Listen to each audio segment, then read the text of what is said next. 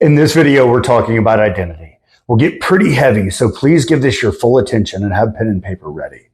You may want to go through this several times. I want you to consider your identity. I'm not talking about your job, your role as a spouse or parent, or any other title you may have. I'm talking about who you are at your core. For example, I'm a beloved child of God who is a strong, happy, healthy Christian man who strives to leave everyone he meets better than he found them. That's just one personal example, but I want you to think about what your identity says about you.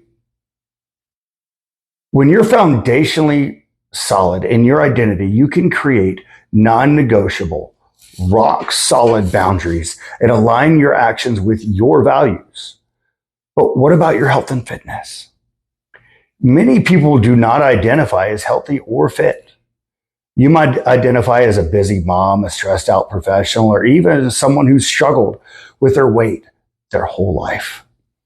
This can make it challenging to make lasting changes and achieve a lifetime of success. Well, let's look at some real life examples. When someone's identity is tied to being a mother, all of her actions may revolve around just her children. I am not saying that's right or that's wrong, but they may neglect themselves in the process. What happens when the child grows up and leaves?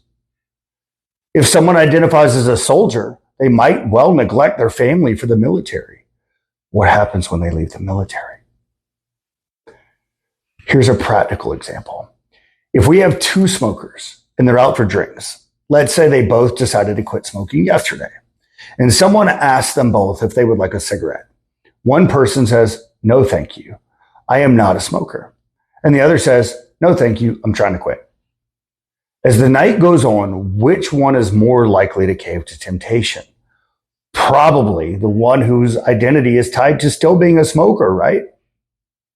One person took away the choice and the other left it as a choice. And remember, willpower is fleeting. Lastly, if you happen to be someone who's struggled with their weight their whole life or simply more recently, you might tie being fat to your identity, which can often lead to consistently making choices that will lead you back to that to reinforce that identity. Let me make one thing very clear. You are not fat. You may have fat, but you are not fat. I have muscles. Does that make me muscles? Nope. It's simply something I have. Now, you might identify at some point in this journey as starving.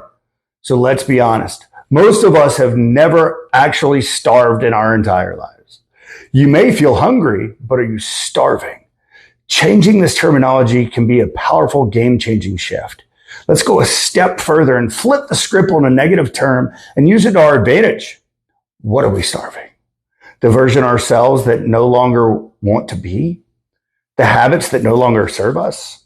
Seeking comfort from things outside of Christ? See how powerful that is and how we can now use a negative term to our advantage. By shifting your identity to one that prioritizes health and fitness, you can build positive proof and create lasting change.